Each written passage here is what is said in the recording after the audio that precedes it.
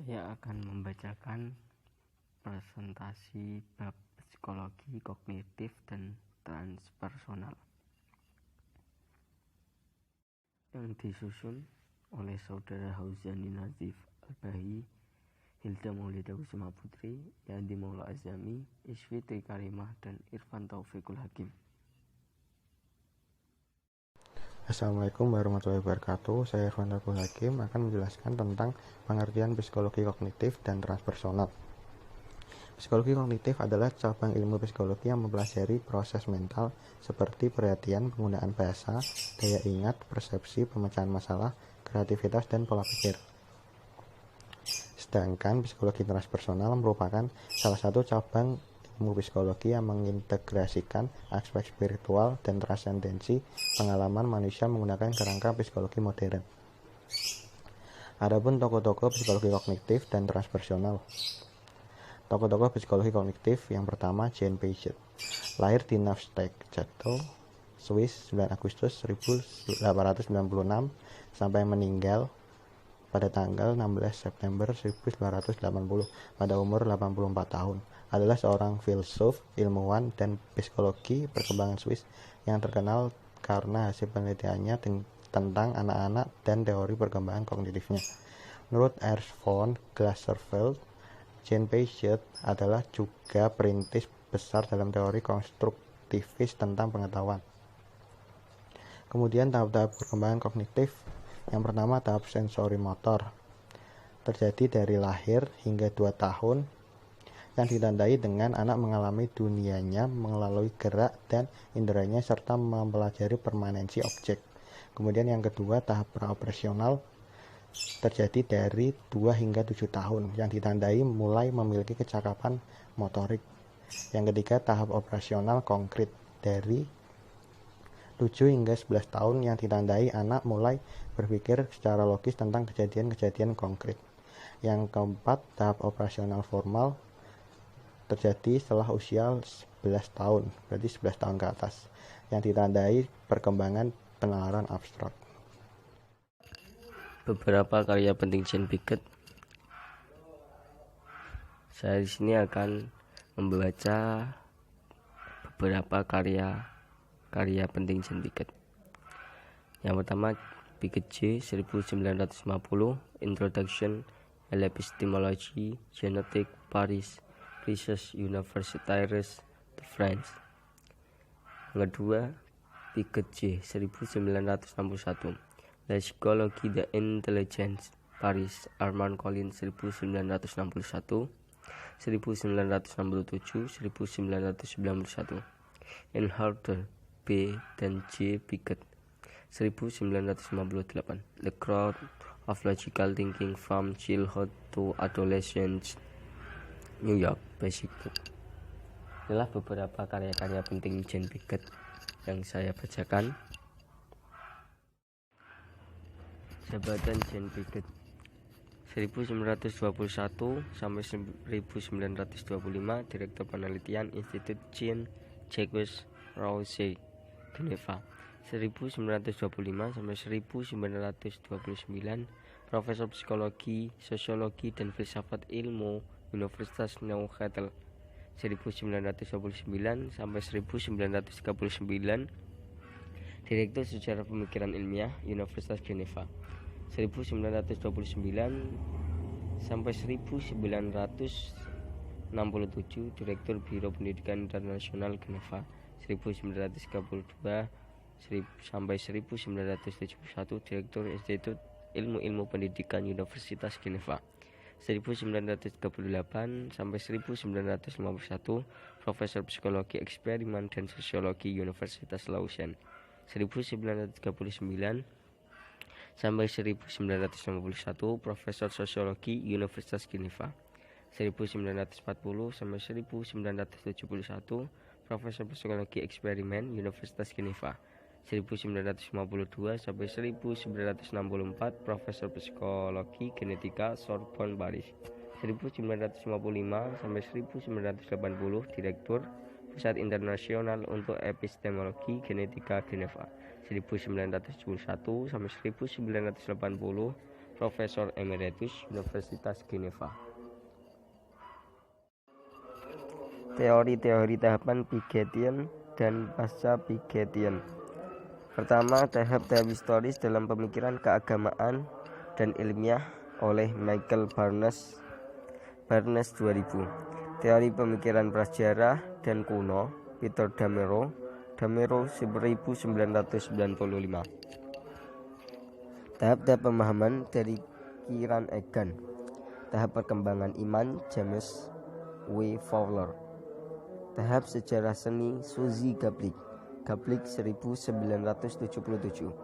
Tahap sejarah pemahaman moral kognitif Christopher Halpik 1979-2004. Tahap-tahap perkembangan moral menurut Lawrence Kohlberg. Teori Donlepan tentang asal-usul pemikiran dan drama modern, Lipan 1989.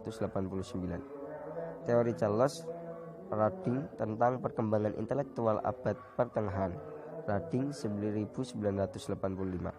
Tahap-tahap sejarah R.G. Robinson 2004. Teori perkembangan konstruktif Robert Kagan 1982. Konseling dan terapi perkembangan Alan Ivey DCT IV 1986.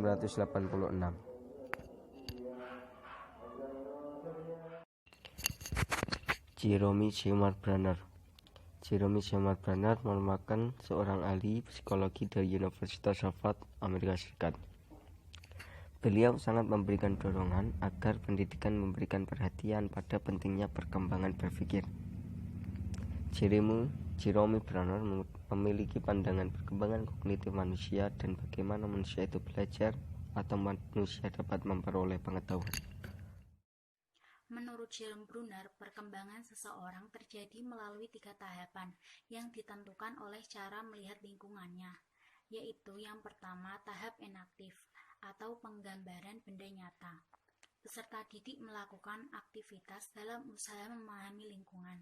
Peserta didik juga melakukan observasi dengan cara mengalami suatu realitas. Contohnya, ketika seorang guru memegang beberapa pensil, kemudian guru mengajak muridnya untuk berhitung menggunakan benda nyata atau pensil itu sendiri. Atau juga tahap enaktif ini berbasis tindakan atau kinestetik. Yang kedua, tahap ikonik. Peserta didik ataupun seseorang sedang memahami objek-objek dunia melalui gambaran-gambaran atau visualisasi gambar. Yang ketiga, tahapan simbolik. Seseorang memahami dunia melalui simbol-simbol, bahasa, logika, matematika, dan lain-lain. Di tahap ini, peserta didik mempunyai gagasan-gagasan yang banyak dipengaruhi bahasa dan logika, serta komunikasi dilakukan dengan pertolongan sistem simbol. Salah satu teori belajar kognitivisme yang berkembang adalah discovery learning atau metode penemuan dari Jerome Branner, yaitu yang pertama, pembelajaran berbasis lingkungan. Pembelajaran ini berkaitan dengan berwawasan lingkungan, menciptakan perilaku dan kebiasaan untuk menghargai lingkungannya. Yang kedua, pembelajaran pemecahan masalah. Anak diajarkan untuk dapat menyelesaikan masalahnya sendiri tanpa bantuan dari orang lain. Tokoh-tokoh psikologi transpersonal, salah satunya yaitu Carl Gustav Jung, lahir di Catskill 26 Mei 1875 dan meninggal di Kuznets 6 Juni 1961 pada umur 86 tahun. Beliau adalah psikologi yang berasal dari Swiss dan seseorang yang merintis dan mengembangkan konsep psikologi analitik ataupun psikoanalisis. Pendekatan Jung terhadap psikologi yang khas dan membawa pengaruh yang luas di bidang tersebut terjadi karena konstruksi konsep pemahamannya tentang psike atau kepribadian melalui eksplorasi ke dalam konteks mimpi, seni, mitologi, agama, serta filsafat. Jung mengembangkan konsep psikologi yang sangat berpengaruh hingga saat ini, yakni yang paling kontroversial adalah psikoanalisis. Psikoanalisis adalah teori yang menegaskan bahwa seluruh aspek kepribadian individu mengalami perkembangan yang holistik. Sederhananya, kepribadian setiap orang sejatinya mengalami proses evolusi.